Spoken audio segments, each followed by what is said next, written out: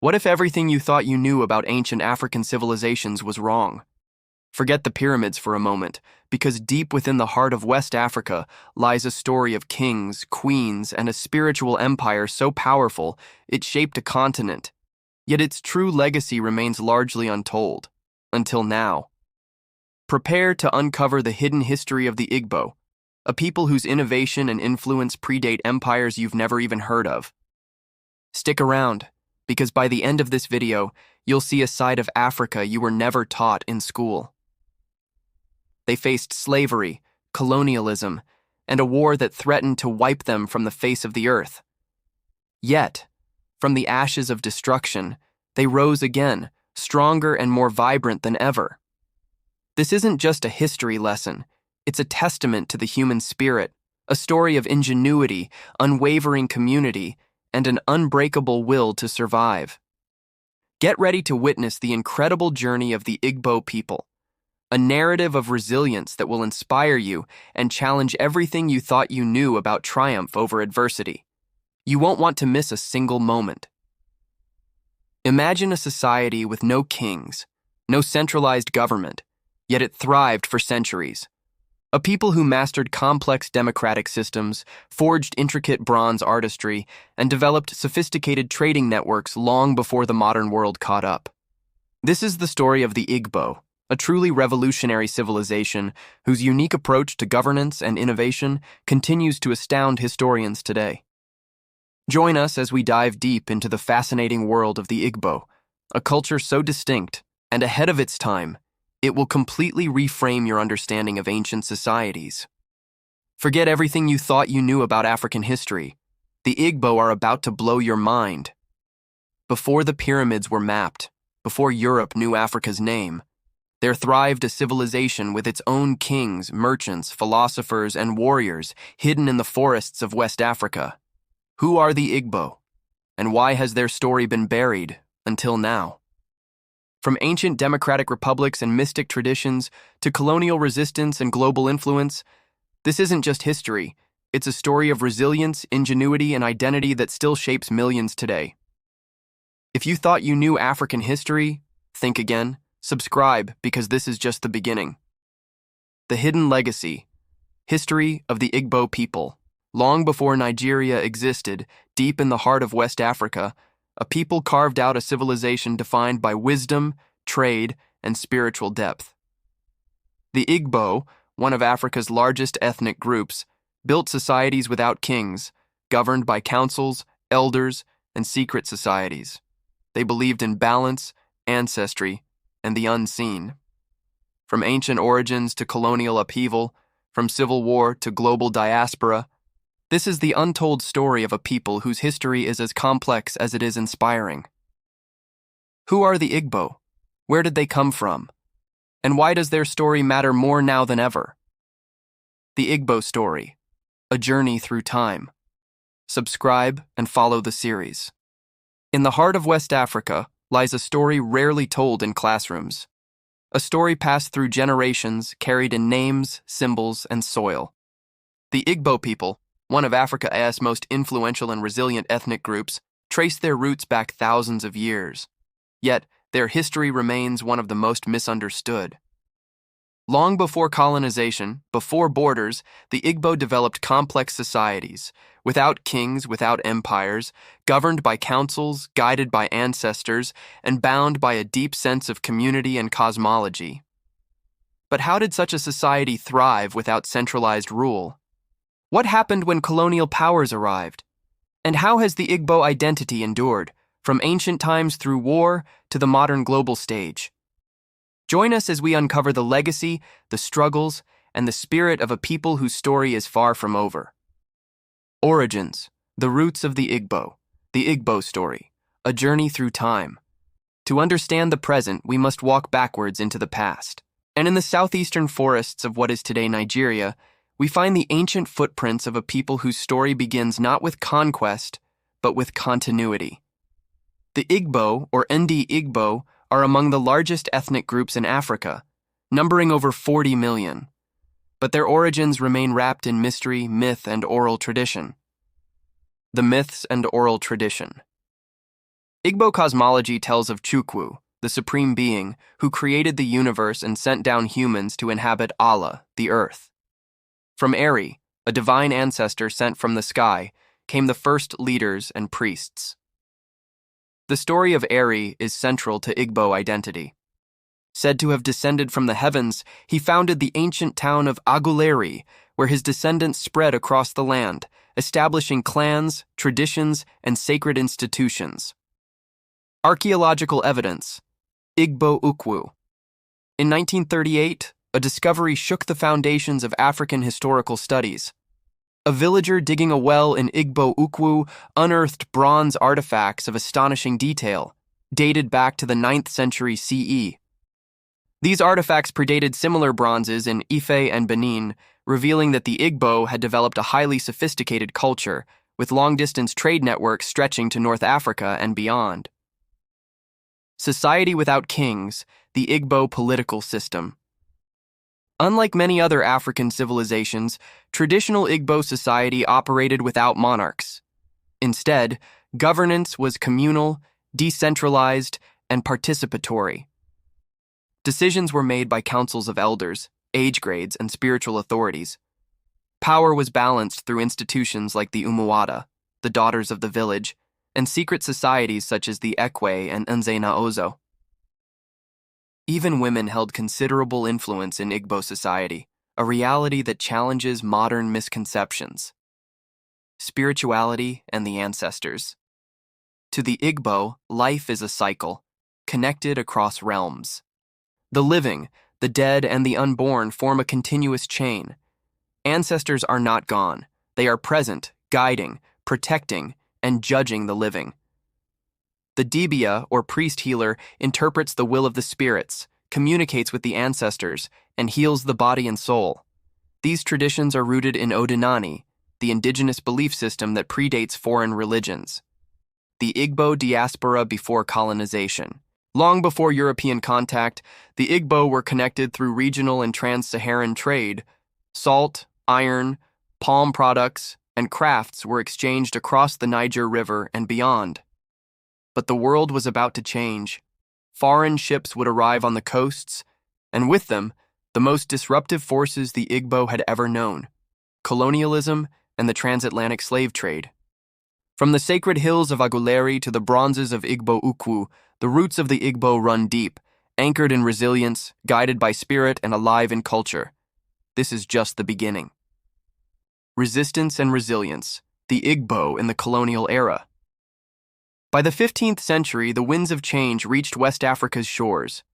European ships, first Portuguese, then British, sailed in with their flags and trade goods. But what they brought was not just commerce, it was conquest, contact and commerce. At first, contact was transactional. Palm oil, ivory, and crafts from Igbo land flowed outward. But soon, another commodity dominated the exchange: human lives. Over centuries, thousands of Igbo men, women, and children were captured and sold into slavery. Taken across oceans, many perished. Others survived and preserved fragments of their culture in the Americas, from Jamaica to the Carolinas. Their spirit could not be chained. The legend of the fall-flying Africans, enslaved Igbo who resisted and walked into the sea, speaks to the enduring power of identity and defiance. The arrival of the British Empire. By the late 1800s, the British weren't just trading, they were taking.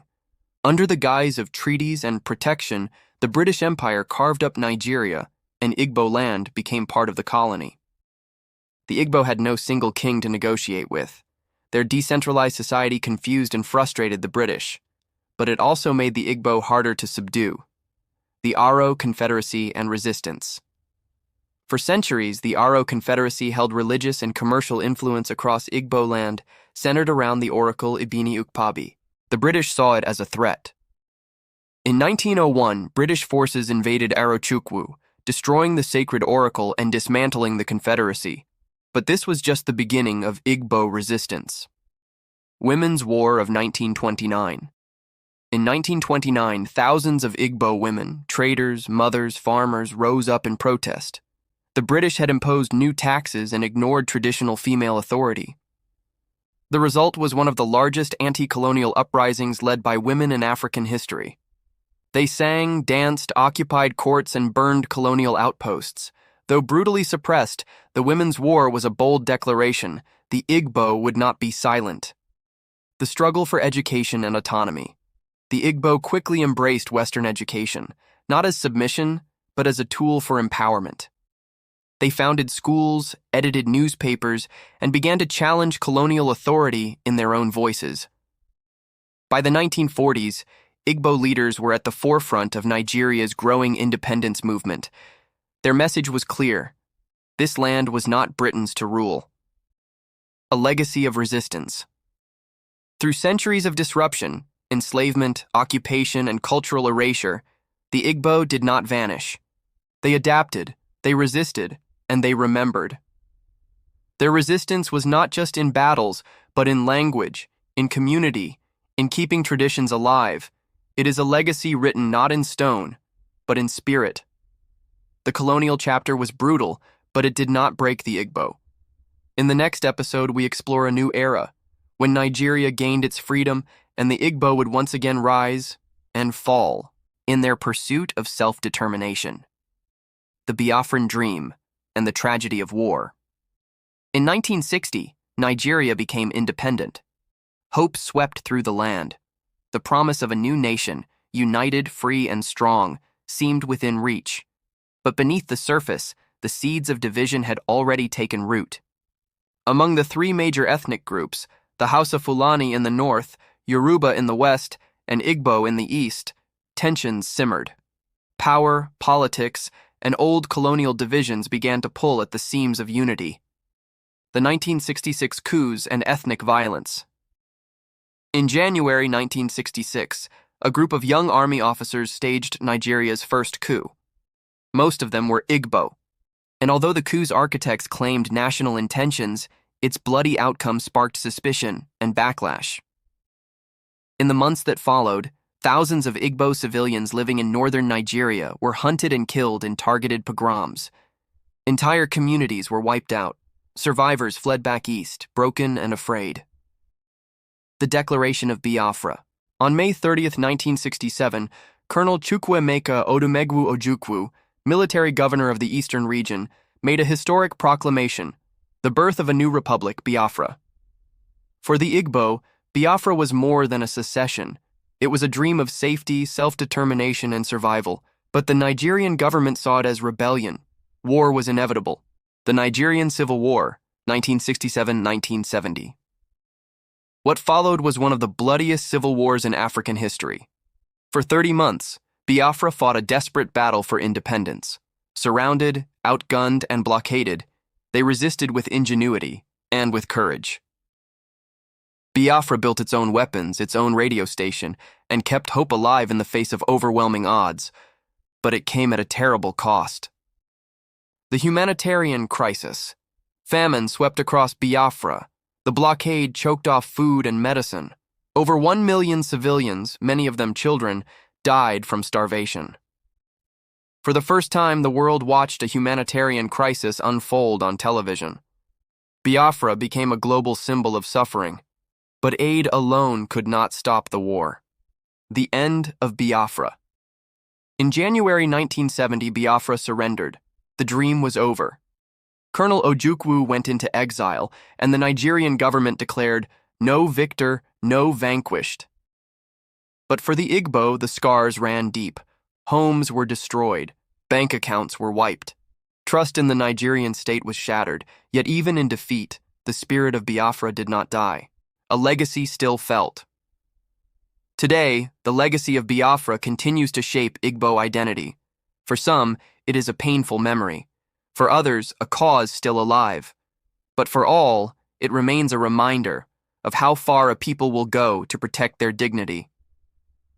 From the ashes of war, the Igbo rose again, building, innovating, remembering. Their resilience, tested in fire, endured. The Biafran War was not just a battle for land. It was a cry for identity, justice, and a place to belong. In our next episode, we explore how the Igbo redefined themselves in the decades that followed. Through entrepreneurship, art, politics, and cultural revival. Rebirth and Renaissance, the modern Igbo identity. The war ended, but the story did not. Out of the ashes of Biafra, the Igbo people faced a daunting question. What now? Their land was scarred, their pride bruised, and their future uncertain. But one thing remained unshaken: their will to rise again. Post-war reconstruction. In 1970, as Nigeria declared no victor, no vanquished, the Igbo returned to their homes, to ruins, to silence, and to start again with almost nothing. Denied compensation, stripped of their savings, and excluded from key positions, the Igbo turned to what they knew best: self-reliance, education, and enterprise. The rise of Igbo entrepreneurship. From street stalls to mega markets, Igbo entrepreneurs rebuilt their economy from the ground up. Onitsha, Aba, Niue, these cities became buzzing centers of commerce, ingenuity, and ambition. Niue, often called the Japan of Africa, grew into a hub of manufacturing and industry, led not by government, but by the people. Diaspora and global footprints. As borders opened, the Igbo spirit crossed oceans. Doctors in the UK, tech engineers in California, students in Canada, traders in China. The Igbo diaspora blossomed, linking ancestral pride with global reach. Across continents, they carried the language, the proverbs, the dances, and the memory of where they came from. Culture in a new era. In music, in film, in fashion, the Igbo voice is louder than ever. From Nollywood's dramatic screens to Afrobeat's global rhythms, a cultural renaissance is underway. Even the Igbo language, once feared to be fading, is finding new life.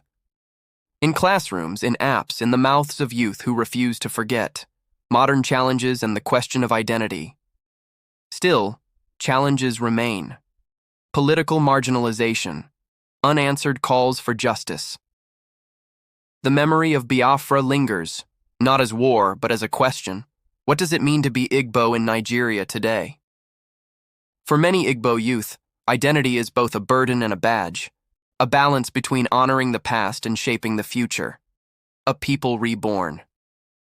The story of the Igbo is not a tragedy. It is a testament. Of survival, yes, but more than that, of evolution. From the ancient Nri kingdom to the digital age, the Igbo continue to redefine what it means to rise.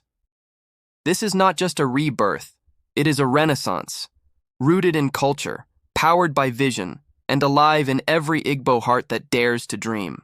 This is the modern Igbo identity, fiercely traditional, boldly modern, eternally resilient. Subscribe, share, remember. Echoes of the ancestors, preserving Igbo heritage in a changing world. They speak through the trees, in proverbs whispered by elders. They dance in the flames of new yam festivals, echo in masquerades, and sleep in the stories barely told. The ancestors still speak. But as the world changes, will their voices still be heard? This is the story of a people reaching backward, to hold on to who they are before it's forgotten. The power of language. Language is not just a tool, it is memory, it is identity, and it is at risk. Across Igbo land and in the diaspora, the Igbo language faces quiet extinction, not by force, but by neglect. But hope remains. In classrooms, in poetry, in digital spaces, young Igbos are fighting to keep the tongue of their ancestors alive. Tradition meets technology. The guardians of tradition are no longer only the elders, they are coders, designers, filmmakers, young minds fusing ancient symbols with modern tools. What was once carved in stone is now written in code. A new generation is preserving the past, not in silence, but in innovation. Festivals and spiritual legacy. Religion reshaped the Igbo world. Christianity arrived with the colonialists and took root. But deep beneath the surface, the ancestral pulse still beats.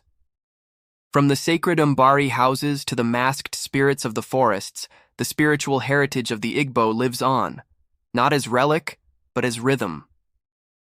The custodians, elders, and storytellers. In every village, there are those who remember, keepers of stories, vessels of the past. But with every elder lost, a library burns. The race is on, not just to listen, but to record, to archive, to pass it on. The battle for cultural continuity. In a world of hashtags and headlines, is there still space for colonuts and moonlit tales? Can one be fully Igbo and fully modern? Many say yes, because heritage is not a chain, it is a root. And the stronger the root, the farther the tree can reach. The ancestors are not gone. They are watching, listening, waiting. And through us, through you, they live on. This is not the end. It is a beginning. The Igbo diaspora beyond borders. From the red soil of southeastern Nigeria to the snowy streets of Toronto, from bustling markets in Lagos to tech labs in Silicon Valley. Wherever you go, the Igbo spirit follows. They left their homeland not to forget it, but to carry it with them. This is the story of the Igbo diaspora, the journey, the struggle, and the triumph of identity beyond borders. Leaving home. Waves of migration. In the wake of the Biafran War, many Igbo families made the painful choice to leave. Some fled persecution, others sought opportunity. Some left for education, some for safety. All left with uncertainty. The journey was never just physical, it was emotional. It meant leaving behind family, language, customs. And yet, the Igbo carried their identity like luggage, never letting it go. Rebuilding abroad. Igbo excellence. They arrived in foreign lands as strangers and rose as scholars, surgeons, lawyers, innovators. In the United States, United Kingdom, Canada, South Africa, and beyond, the Igbo name became synonymous with drive and dignity. In education and enterprise, they stood tall. In communities, they built new homes and kept the flame of their heritage burning bright. The cultural bridge. But diaspora life brought a new challenge. How do you raise Igbo children in a world that doesn't speak their language? From dance classes in Houston to language schools in London, the diaspora has fought to preserve identity, not just for themselves, but for the generations to come. Struggles of dual identity. For many second and third generation Igbos, identity is a tightrope. Nigerian, but not quite. Foreign, but never fully. Home is a memory passed down, not always lived. And yet, from this struggle comes creativity. Music, fashion, film. A reimagined Igbo identity. Global in form, rooted in spirit. Return and connection. More and more members of the diaspora are returning, not just to visit, but to reconnect. Some come to bury a loved one, others to find themselves, still others to invest in the future. They bring back not just money, but knowledge, skills, a different perspective. And with every return, they stitch a broken link in the chain of heritage. The Igbo are no longer just a people of place, they are a people of purpose. No longer confined to borders, but bonded by roots. From Ala Igbo to the world, our story continues. Igbo women, matriarchs of culture and change. They are the unseen architects of tradition, the keepers of markets, the voices of protest, and the soul of the family. For centuries, they have held the Igbo world together. This is their story.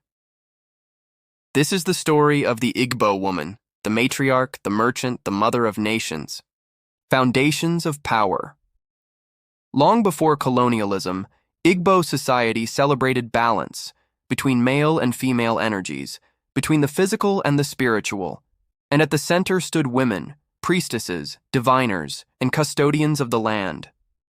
They were not just wives and mothers, they were spiritual authorities, landowners, and negotiators of peace. The Women's War, defying empire.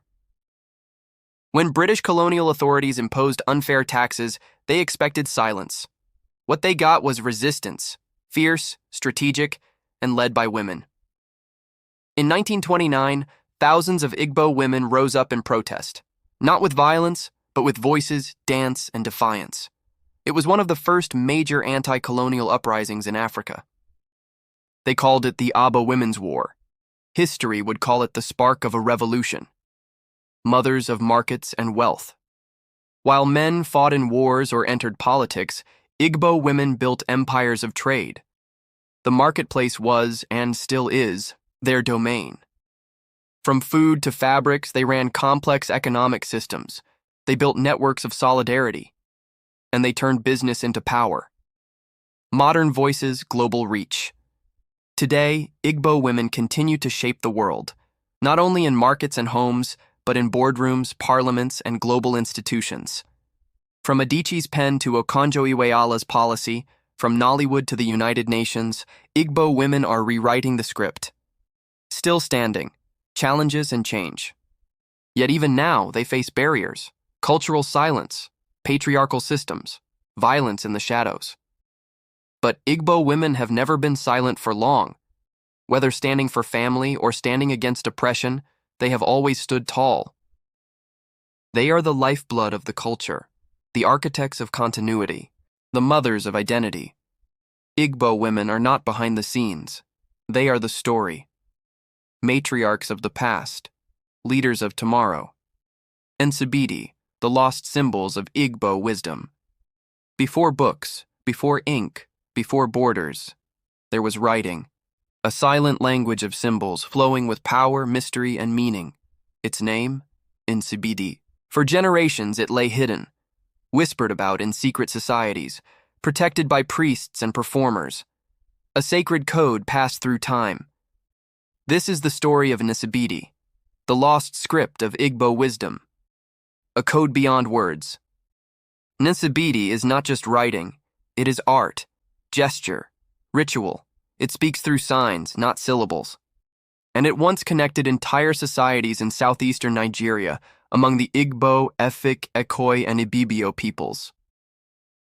Long before English or Arabic ever touched these lands, Nsibidi was a living language, etched in calabashes, painted on walls, danced in masquerades. Sacred, secret, and silenced. But not everyone could read Nsibidi. It was a sacred tongue, protected by secret societies like the Ekpe. To the uninitiated, it remained a mystery. With colonization came fear and destruction. British missionaries called it witchcraft, schools erased it, and the sacred knowledge was forced underground. What the symbols mean. Nsibidi speaks in symbols, each one layered with context and emotion. A single mark can mean war or marriage, depending on where it's placed. It's not just written, it's lived. From courtroom decisions to romantic letters, from tattoos to wall murals, Nsibidi once shaped communication, culture, and community, the renaissance of Nsibidi. But the symbols are rising again. In art, fashion, technology, even in hip-hop lyrics and graphic novels, Nsibidi is finding new breath. This revival is not about nostalgia. It's about reclaiming memory, dignity, legacy, for a people told their history began with colonization. Nsibidi says otherwise. Nsibidi is more than a code. It is proof. Proof that the Igbo and their neighbors had language, had law, had love, before the world gave them permission. Lost symbols. Living spirit. Igbo spirituality, the forgotten faith. Long before the cross, before the crescent, before the Bible and the Quran arrived on African soil, there was already belief. Sacred, ordered, divine. In the heart of Ala Igbo, a spiritual system pulsed through the land, a faith of balance, nature, justice, and ancestral connection. This is the forgotten faith of the Igbo people. The core of Igbo spirituality. Igbo spirituality is not a religion in the Western sense. It is a cosmology, a way of living, of relating to the world, the ancestors, and the divine. At its core lies Odinani, the belief in universal order. Every person has a chi, a divine spark. Every action must honor Allah, the mother of the earth. Harmony is the highest law. Shrines, symbols, and sacred spaces. Igbo spirituality is rooted in the land. Groves are temples, trees are guardians, The ancestors are never gone. They dwell in the soil and speak through dreams. Rituals mark life's turning points: birth, marriage, harvest, and death. Each act, no matter how small, carries spiritual weight. Priests, priestesses, and dibia. The spiritual custodians, called dibia, are healers, diviners, and wisdom keepers. They do not just treat illness, they diagnose imbalance between spirit, person, and cosmos. They listen not with ears, but with eyes, with intuition, with ancestral guidance. Colonialism and conversion. With colonization came condemnation. The British labeled indigenous faith as pagan, demonic, backward. And the new religions, Christianity, later Islam, offered roads to power, education, and survival. Soon, gods were forgotten, groves were bulldozed, and ancestral voices grew silent, at least on the surface. Whispers of a revival. But now in whispers and waves the faith returns. Among the disillusioned, among the curious, among the ones who never forgot. It is not about rejecting modern religion, but reclaiming what was taken, reconnecting with a worldview that honors balance, ancestry, and the sacredness of all things. Igbo spirituality was never lost, it was buried, beneath fear, beneath shame, beneath centuries of silence, but now the earth is speaking again. Before religion, there was spirit, uli and aesthetics, the art of Igbo expression. Art, for the Igbo, is not decoration. It is language, it is memory, it is spirit on skin and story on wall, and few traditions capture that better than uli. This is the story of uli, a dying yet divine art form that once breathed beauty into the everyday. What is uli?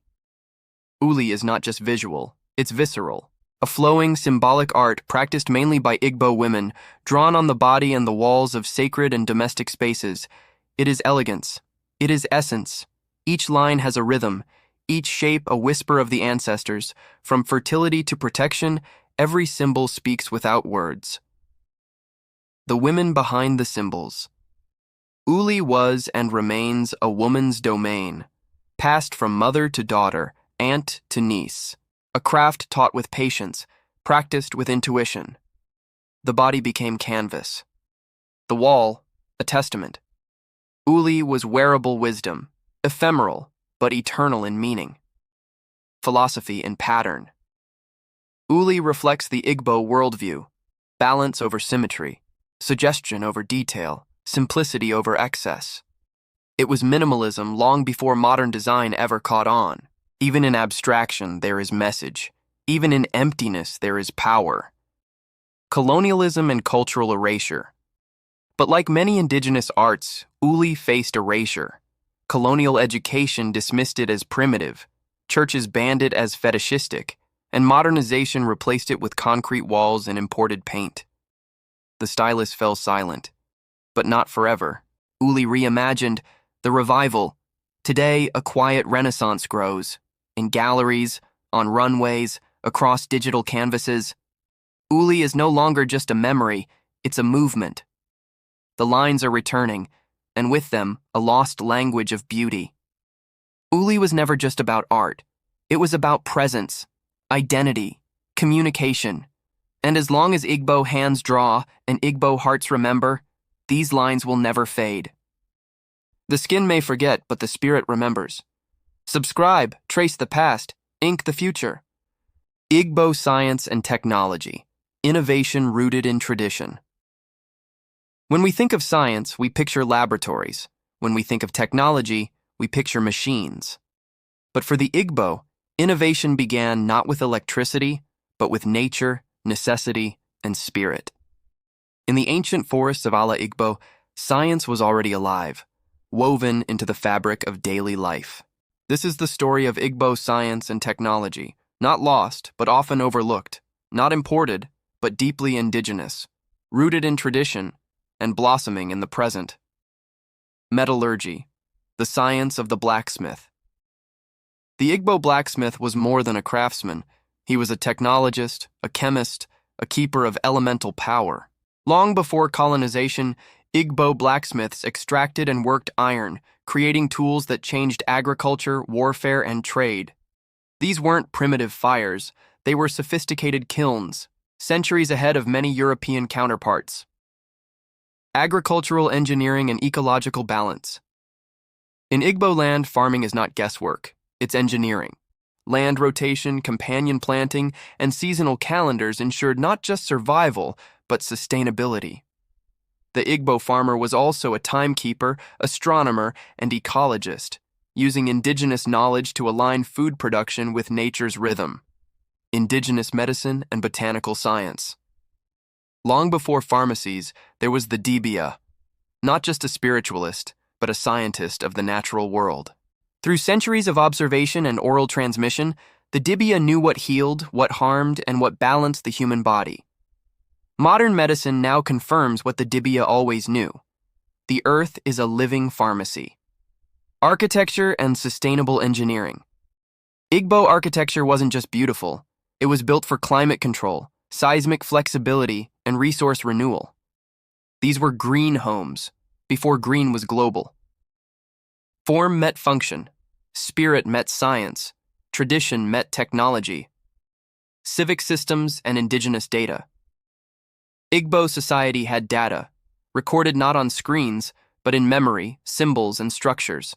Councils gathered intelligence, women's groups monitored trade, and time was marked not in hours, but in moons, markets, and music. This was analog intelligence, structured, secure, and alive. Modern adaptations, ancestral science reimagined. Today, Igbo innovators are rising again, not by copying the West, but by reinterpreting the wisdom of their own soil. From herbal biotech to climate-smart farming, the science is no longer silent. They are not returning to the past, they are taking the past forward. Igbo science is not superstition. It is observation, experiment, and innovation, passed through proverbs and practice. It is knowledge that didn't wear a lab coat, but saved lives nonetheless. Tradition is not the opposite of technology. It is its root. Subscribe, rediscover, reimagine. Women of the Igbo, matriarchs, markets, and movements, history often forgets the hands that shaped it. But in Igbo land, to forget the woman is to forget the foundation. For in the Igbo world, the woman is not a shadow. She is a force. She is matriarch, merchant, oracle, warrior. This is the story of the Igbo woman, not in the margins, but at the center of power, culture, and resistance. Mothers of the earth, guardians of the lineage. In Igbo cosmology, the woman is not merely wife or mother, she is Enni, the living bridge between ancestors and descendants. She carries the bloodline, the landline, the spirit line. Where she walks, continuity follows. Market queens and economic architects. Before banks, before balance sheets, there were women. Igbo women ran complex market systems, governed pricing, and formed trade guilds that rivaled entire economies. The Igbo market was not just commerce, it was community, and women ruled it.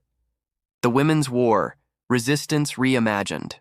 When colonial power tried to silence them, Igbo women answered with fire, not of violence, but of resistance.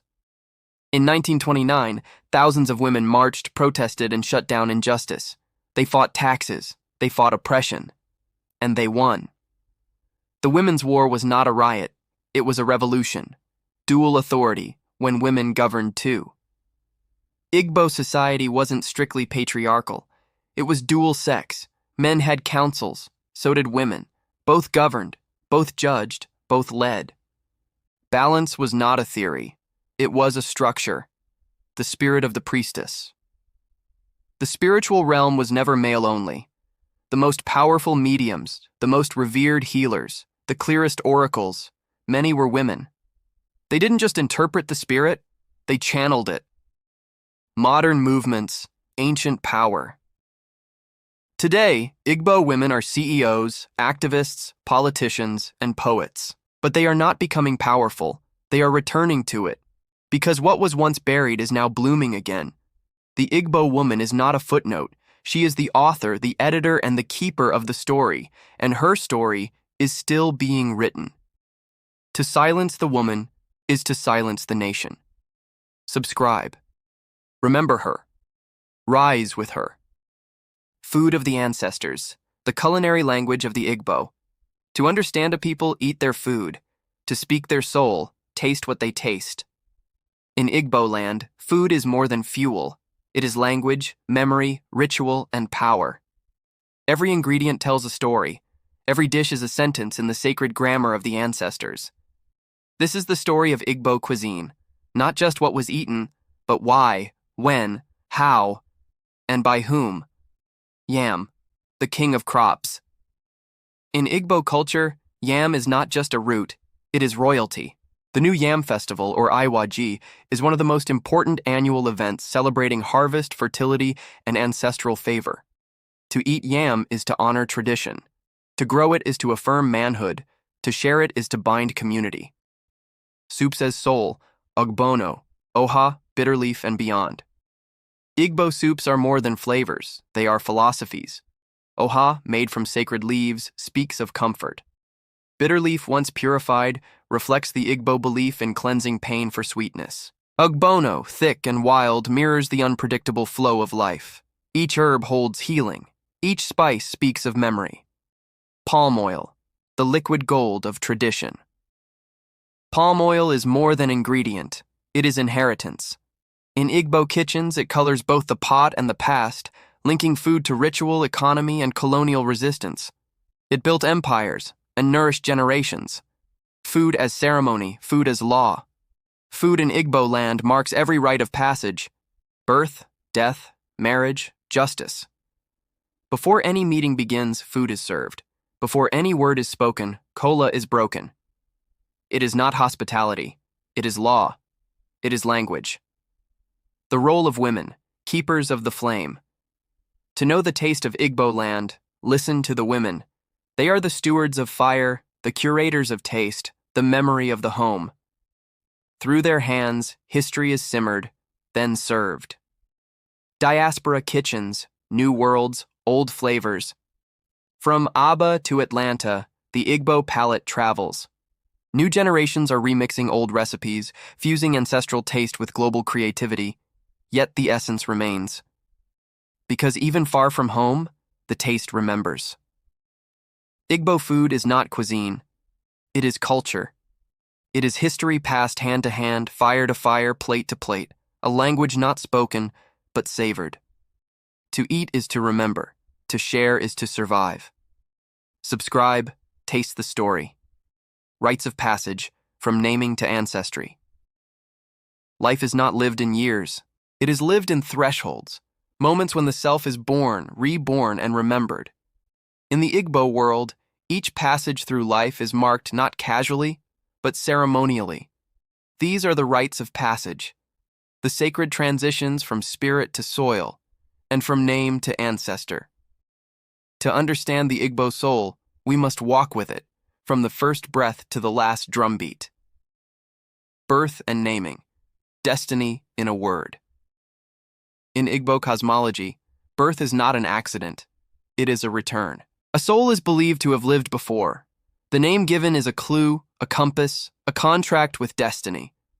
The meaning of names like Chukwudi, there is God, Neka, mother is supreme, or Obina, father's heart. Names are not labels. They are prayers in syllables. They are truths the child must one day fulfill. Childhood to youth, the first tasks of identity. As a child grows, the village teaches. Boys are not only taught strength, but honor. Girls are not only taught care, but power. This is the beginning of purpose, shaped not in schools, but in stories, proverbs, and discipline. Before they learn to lead, they must first learn to listen. Initiation, from spirit child to adult citizen. Adulthood is not reached by age, but by passage. In the past, boys underwent Iwa Aqua, a symbolic ceremony marking readiness for manhood. Girls passed through rituals of fertility, purity, and preparation for marriage or spiritual service. It is not a ritual, it is a rebirth. Marriage, the union of worlds. Marriage is not merely between two people. It is between two families, two lineages, two spiritual rivers now flowing as one. It is sealed with palm wine and witnessed by ancestors. To marry in Igbo land is to weave yourself into a greater story. Death and ancestry, from dust to divine. Death is not an end. It is a return. In the Igbo tradition, the good do not die, they become ancestors. Their names are spoken, their deeds remembered, their spirits consulted.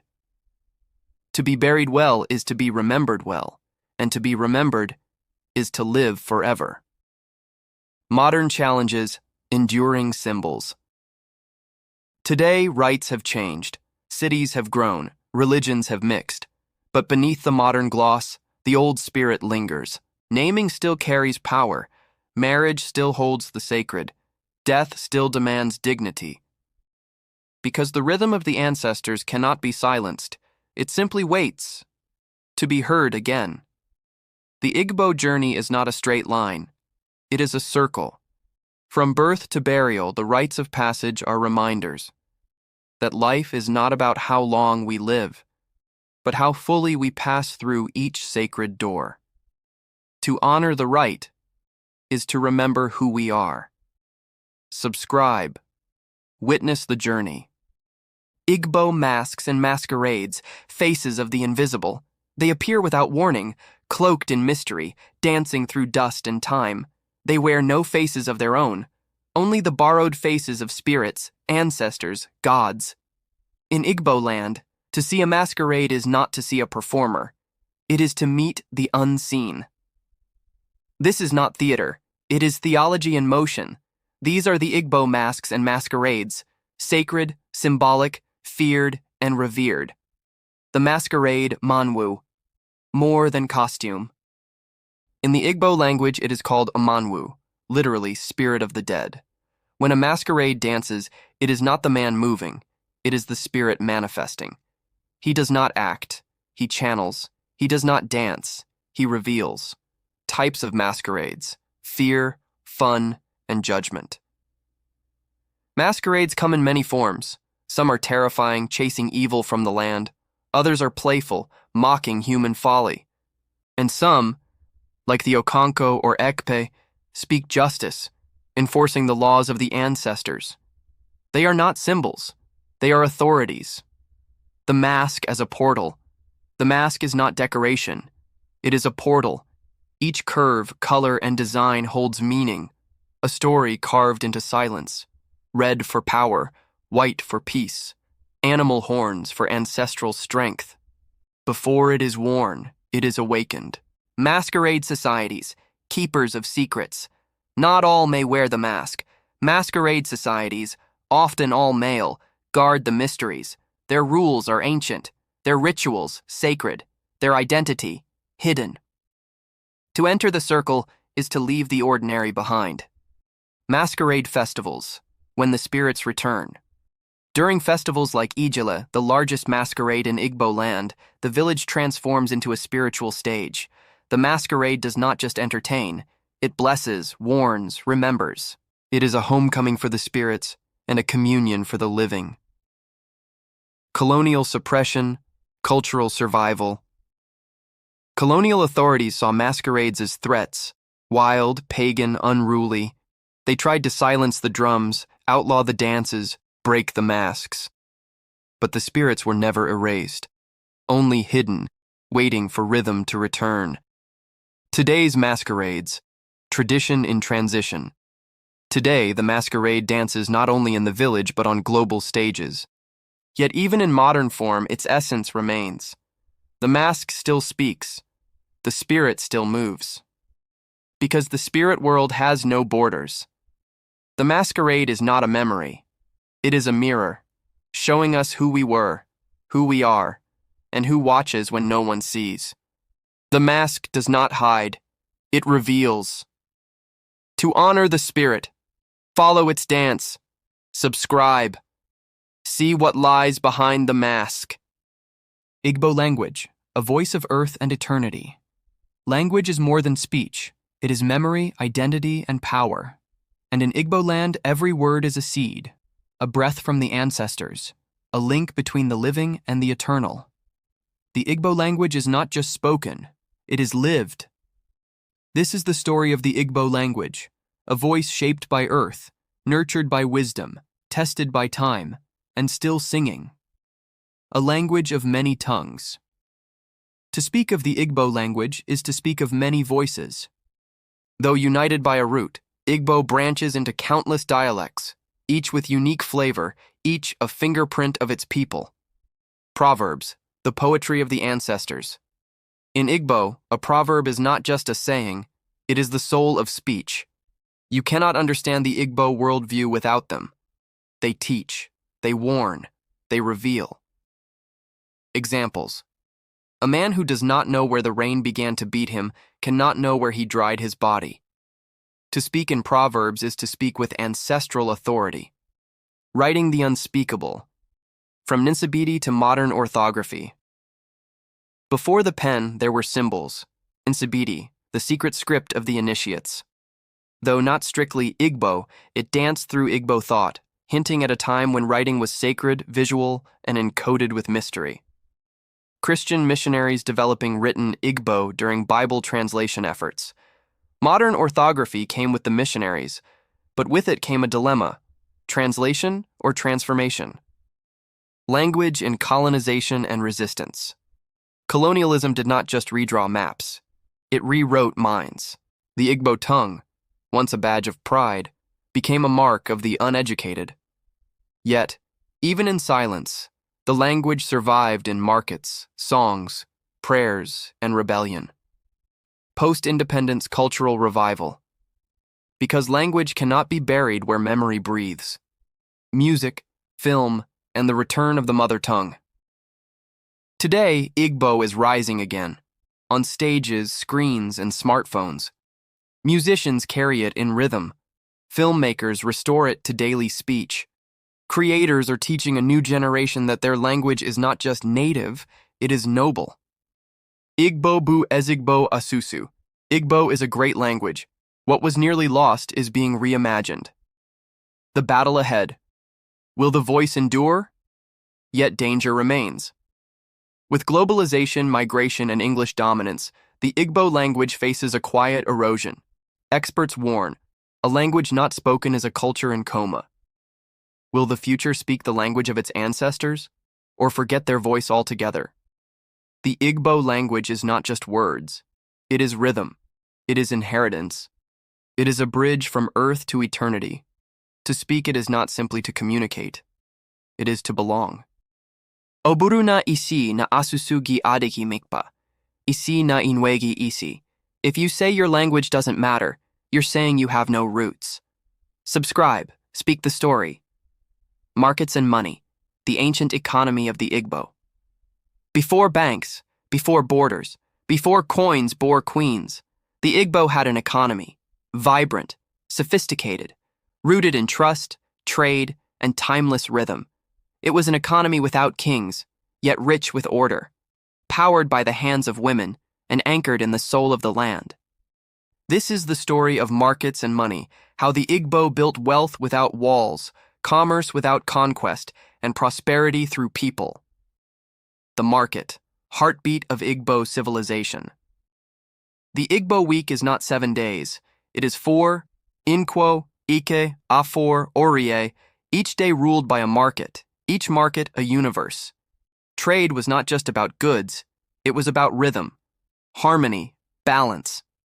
How market days aligned with farming, festivals, and village rituals. In the market, time was kept, and destiny negotiated. Women at the helm, traders, bankers, and power brokers. In Igbo land, the market was a woman's kingdom. She sold, saved, loaned, invested. From yams to coral beads, palm oil to cloth, Igbo women built economies from baskets and ledgers carved in memory. She didn't just trade in goods, she traded in influence. Cowries and currency, the language of value. Before coins, there were cowries, white shells from distant shores, used as money, ornament, and offering.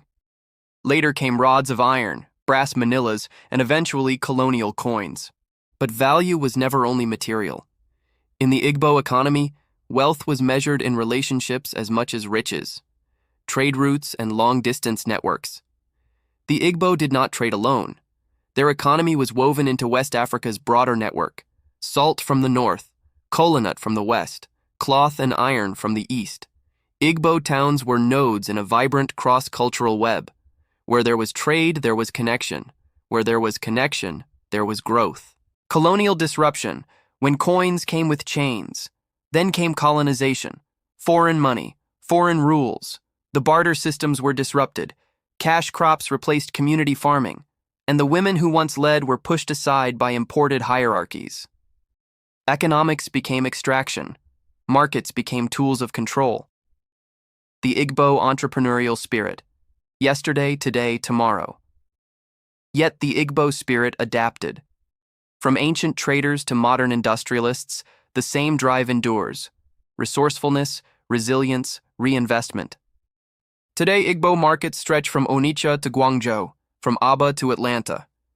We're still trading, just with apps now instead of baskets. The platform may change, but the purpose remains. The ancient Igbo economy was not built on greed. It was built on rhythm, on fairness, on trust. To understand it is not to look at what they bought, but how they valued life itself. Trade is not just exchange. It is relationship. It is legacy. Subscribe. Witness the value. Igbo warriors, the art of defense and honor. They fought not for conquest, but for community, not for empire, but for honor. In a land without kings, the Igbo warrior rose, not as a tyrant, but as a guardian, defender of village, enforcer of justice, keeper of balance. This is the story of Igbo warriors, masters of the bush, bearers of sacred strength, and wielders of a moral code carved in the soil of their ancestors. A society of equals, not empires. The Igbo did not build empires. They built networks, decentralized, democratic, rooted in kinship. In this egalitarian world, warriors were not rulers. They were respected but accountable. To be a warrior was to be chosen and trusted. Training the warrior: strength, spirit, and strategy. An Igbo warrior was trained not just to fight, but to endure. Wrestling, mkba, sharpened strength. Hunting forged courage. Rituals fortified the spirit. For a true warrior, fear was not in the body, but in dishonor. He did not just carry weapons, he carried legacy. Weapons and tactics. From the forest, for the people. The Igbo fought with what the land gave them: iron forged into blades, poison tipped onto arrows, and camouflage learned from the bush. War was swift, targeted, and moral. Civilians were protected. Peace was preferred. Their greatest weapon was not brute force, but strategic wisdom. The sacred warrior, dibia, and spiritual warfare. No Igbo warrior went to war without spiritual armor. The dibia, spiritual healer and guide, prepared amulets, invoked ancestors, and read omens. To fight was also to consult the unseen. Victory came from strength, but survival came from spirit. Women warriors, the spirit of ekumeku and defiance. Though men led most battles, women were not silent. In times of injustice, they rose, not with swords, but with songs, symbols, and stubborn resistance. From the Women's War of 1929 to the Ekumeku movement, they fought colonial power with unshakable dignity. Their strength was not in steel, but in unity. Colonial disruption and the erosion of the warrior ethic. Colonialism did not just seize land. It disarmed identity. The warrior became a native. The protector became a threat. Yet beneath the imposed silence, the warrior spirit simmered, in resistance, in Biafra, in memory. They may have fallen, but they were never defeated. The warrior spirit today, in mind, market, and movement. Today, the battlefield has shifted to boardrooms, politics, classrooms, and global platforms. But the Igbo warrior still rises, in defense of truth, in fight for dignity, in love for community. Because to be Igbo is to protect. The Igbo warrior does not fight for power. He stands for purpose, for people, for peace. His armor is honor, his strength, memory. A warrior's true victory is in the legacy he leaves behind. Subscribe. Remember the protectors. Igbo festivals, the seasons of spirit and celebration. To be Igbo is to dance with the seasons. To honor time, not by the ticking of clocks, but by the rhythm of the earth, the harvest, the ancestors. In every village, under every moon, there is a festival, a story made flesh. This is the story of Igbo festivals, sacred gatherings where memory is sung, identity is worn, and the invisible becomes visible. The spirit of the seasons. Igbo festivals are woven into nature's breath. From yam sprouting to yam harvesting, from dry winds to new rains, every shift in season is a sacred moment. The earth is not just soil. It is calendar. It is altar. To farm is to pray. To harvest is to give thanks. New Yam Festival, IRIG, Ihu MBA. Perhaps the most famous, the New Yam Festival, IRIG. More than food, it is a rebirth, a celebration of survival, a communion of the living with their ancestors. The first yam is not eaten, it is received. To eat it without ritual is to forget the gods who gave it. Masquerades, faces of the invisible. No Igbo festival is complete without masquerades, spirits cloaked in wood, cloth, and mystery. They are not performers. They are presences, embodiments of ancestors, enforcers of morality, carriers of memory. You do not greet a masquerade like a man. You bow like one who meets a god. Community and continuity, the role of age grades. Festivals are not only about prayer and praise, they are about responsibility. Age grades, Ogbo, mobilize to serve, to build, to beautify, to belong. In celebration, society renews itself. Unity across towns, the Adelagwu and Ofala festivals. From Enugu's Adelagwu to Onitsha's Ofala, some festivals transcend family, they unite towns. Adelagwu is dance as electricity. Ofala is monarchy made mystical. The king emerges, not as man, but as symbol. Even those who question kingship bow to this rhythm of reverence. Festivals in the diaspora, keeping the flame. Even far from home, the festivals endure. In diaspora, they are lifelines, connecting generations, teaching language, preserving pride.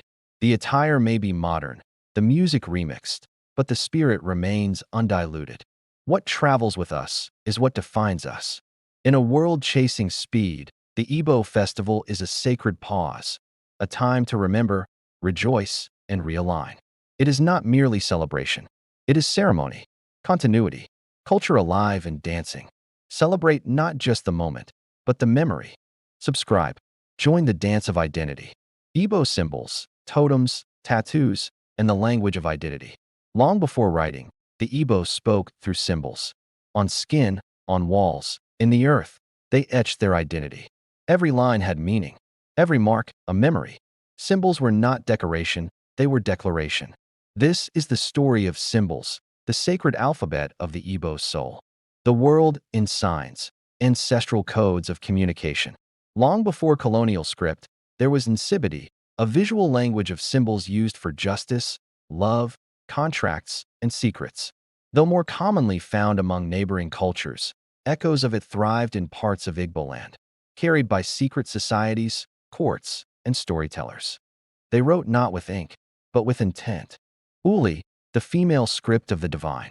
Uli, a graceful, feminine art, was more than beauty. It was balance.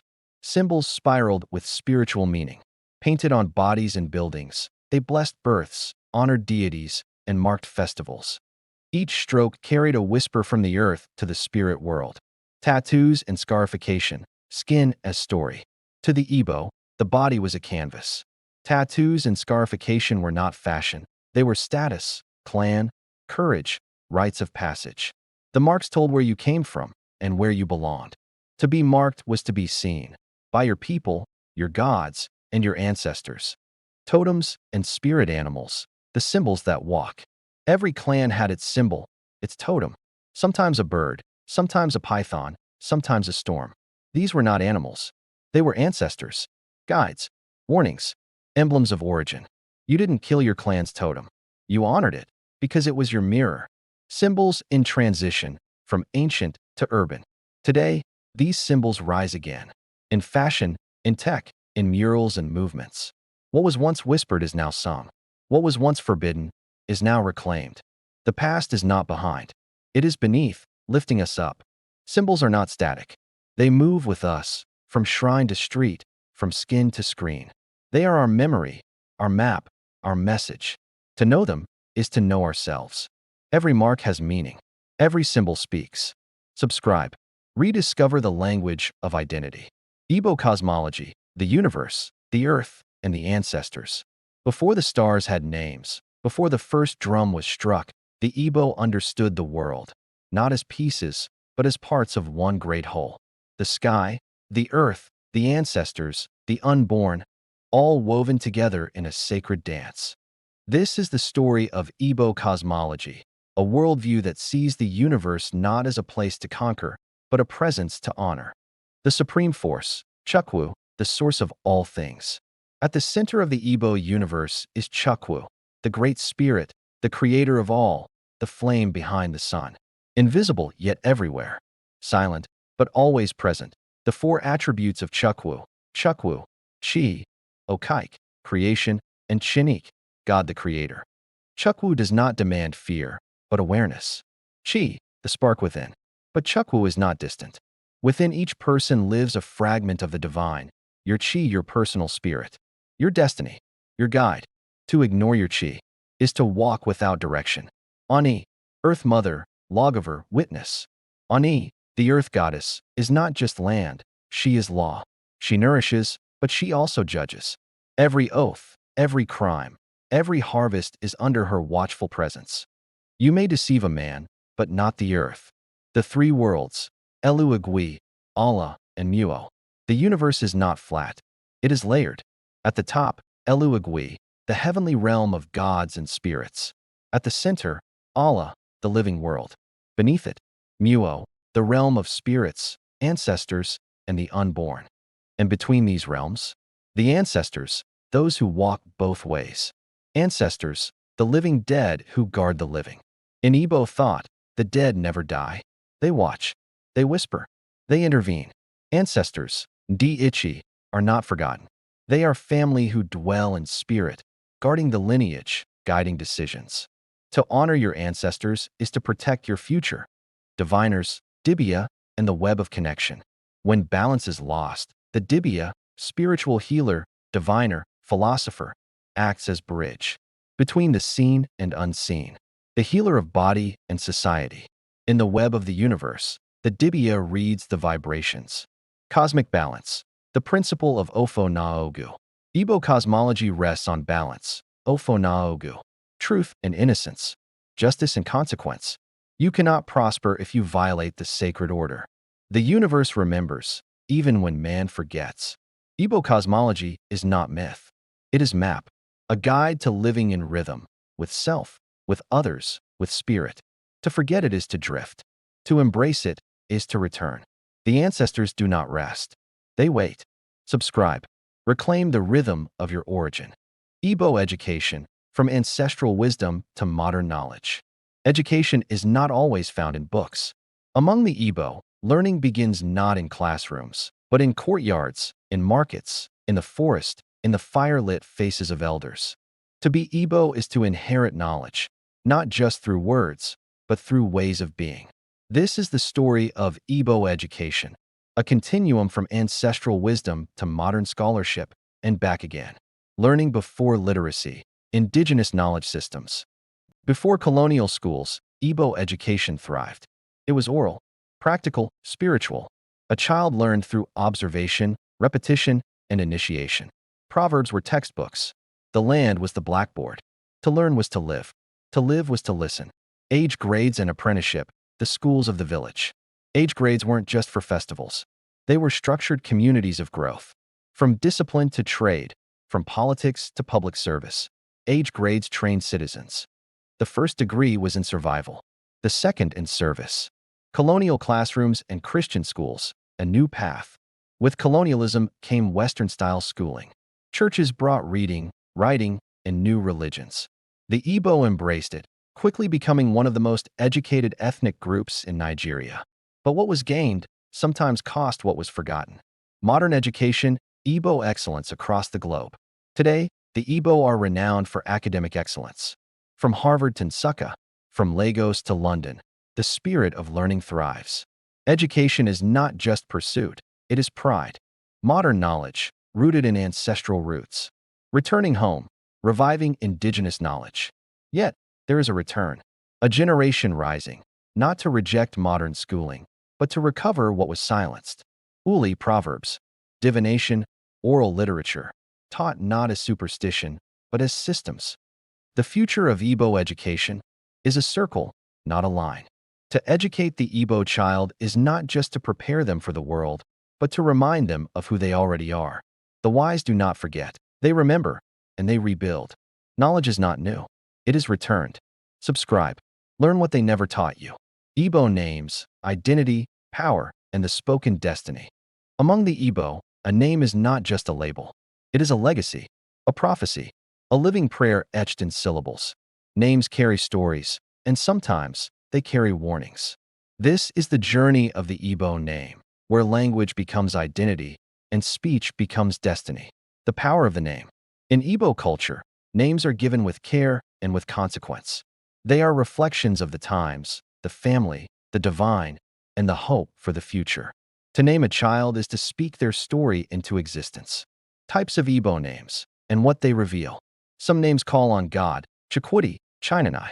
Others honor ancestors, Namdi, Neka. Some mark moments, Nwakigo, meaning a child is worth more than money.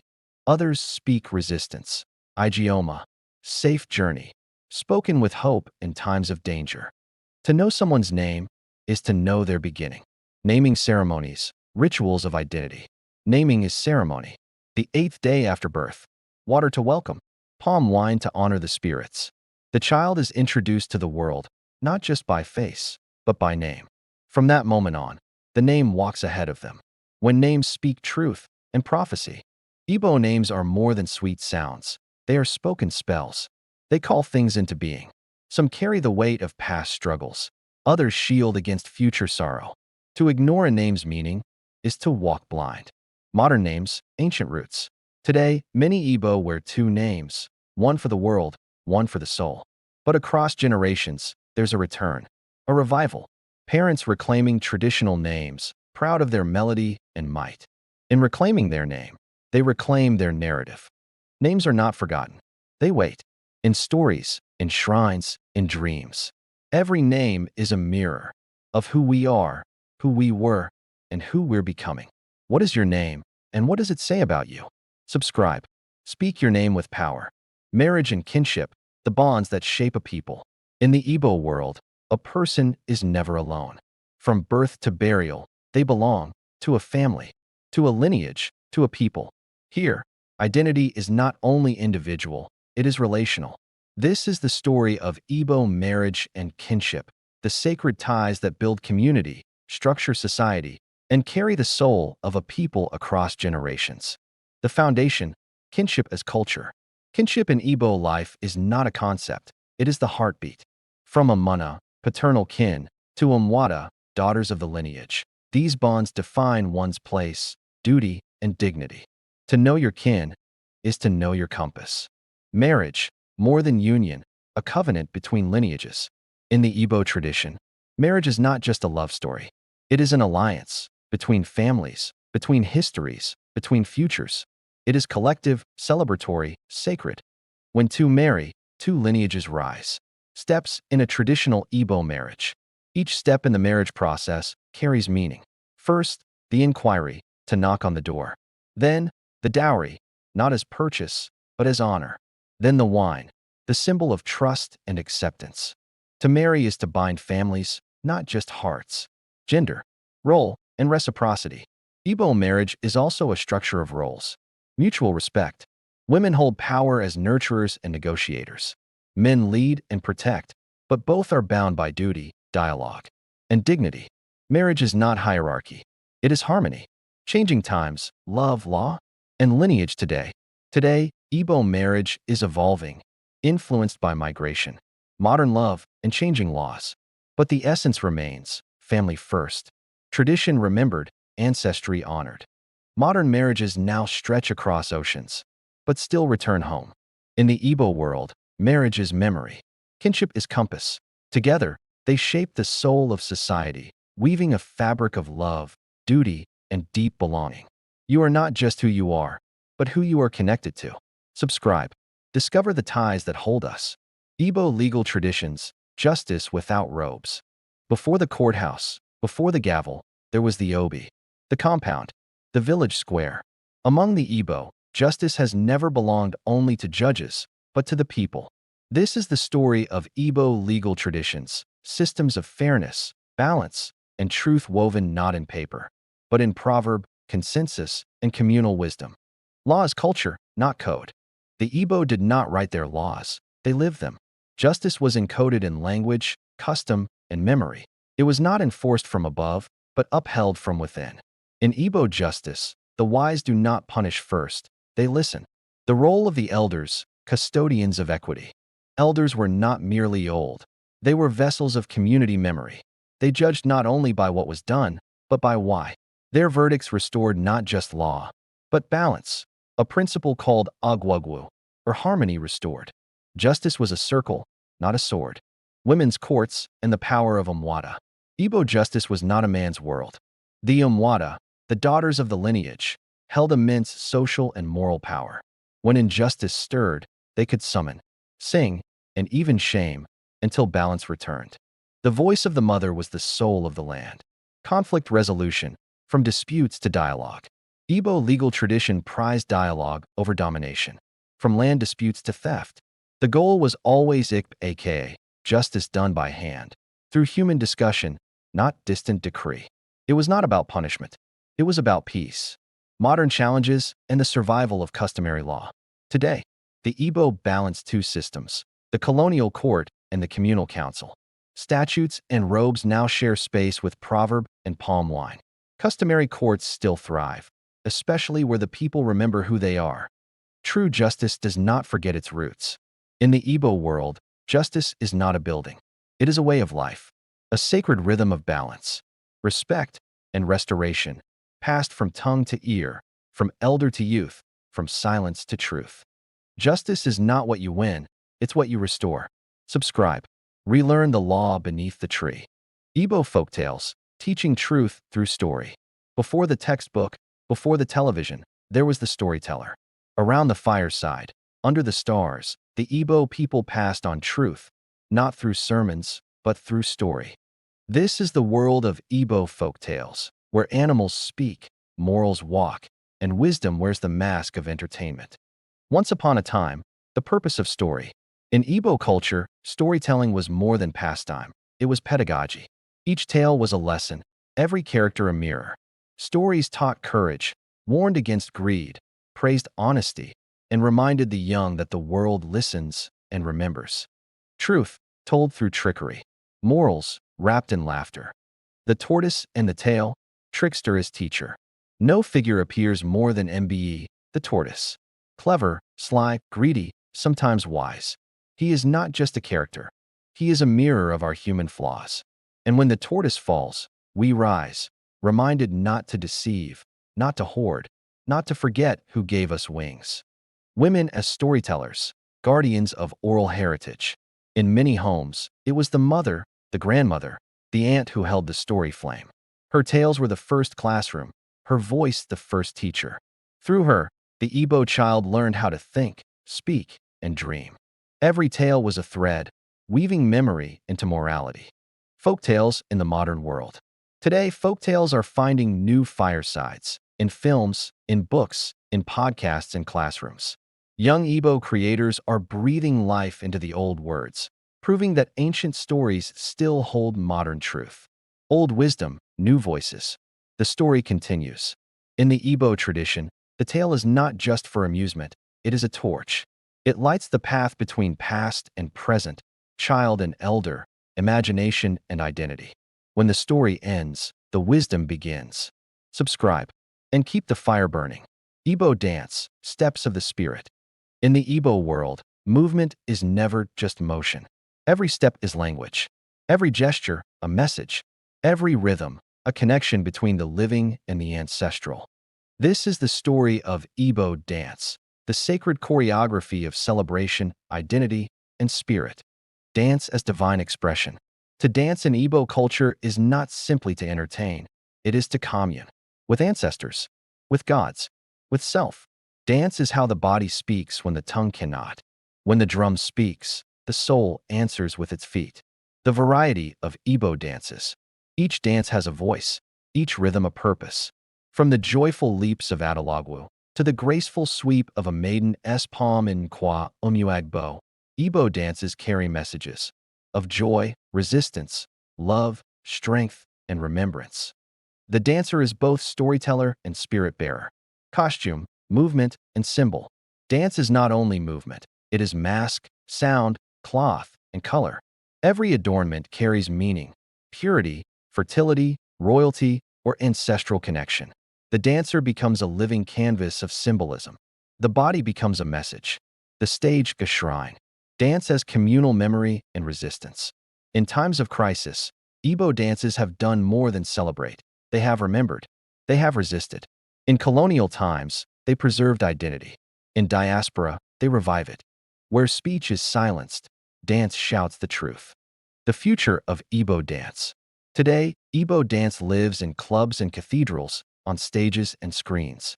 It evolves, but never forgets. Youth now carry ancient rhythms with modern voices. The spirit steps on in new shoes. In the Igbo world, to dance is to declare, I am alive. I remember. I belong.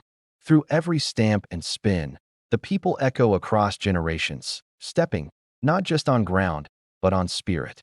When the body speaks, history listens. Subscribe. Join the rhythm of the ancestors. Igbo Ironwork, forging culture in fire.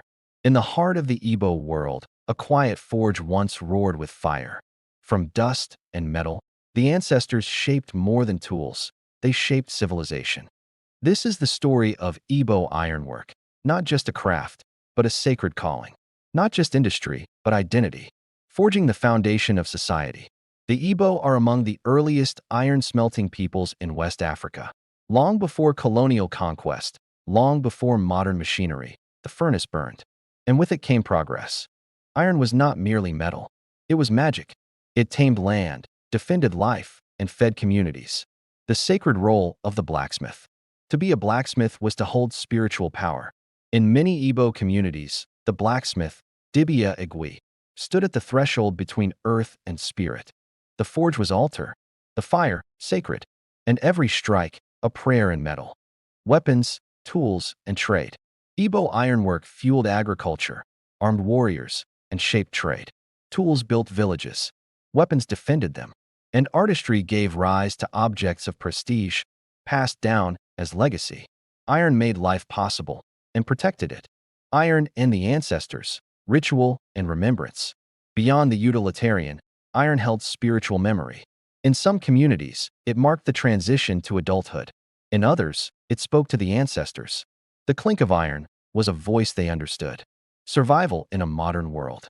Though machines now rule cities, the forge still breathes in villages. From Nsukka to Nui, masters teach apprentices. Youth mix old methods with modern forms. The spirit of iron remains unbroken. In the fire, we remember. In the metal, we endure. The story of Igbo ironwork is not about the past. It is about power, forged in culture and tempered by time. Forged in fire, preserved in memory. Subscribe. More stories from the forge of our people await. From the whispers of the ancestors to the pulse of the present, the story of the Igbo is not just history. It is legacy, still breathing, still becoming. If this journey moved you, there's more truth to uncover, more pride to reclaim, more wisdom to awaken. Subscribe, share, and join the movement, because the Igbo story is far from over. It is still being written, one episode at a time with you. Subscribe, reclaim the story, rediscover who we are. Bell, turn on notifications bell. Stay curious and see you in our next video. This is more than history, this is heritage, and it belongs to you. Backhand index pointing right, subscribe to keep the flame alive. Thumbs up like if you believe our stories matter. Speech balloon comment below. What part of this legacy speaks to you most? Repeat button, share this video. Let the world hear the voice of the Igbo. The story continues.